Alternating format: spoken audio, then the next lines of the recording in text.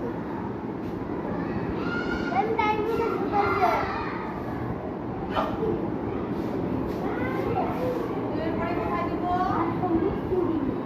তিন। এরপরে কই যাবে তো? চার। তারপরে সাত। পাঁচের পরে দেখো। ছয়। বুঝছে? ঘোড়ার মতো সামনে রাখবা না। সাত। সাতের পরে যাবো কোথায়? আট। আটের পরে নয়, তাই না?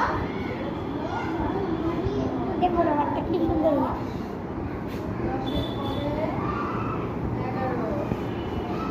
ম্যাম দেন গাড়ি ভ্যানে বয়ে যাচ্ছিল।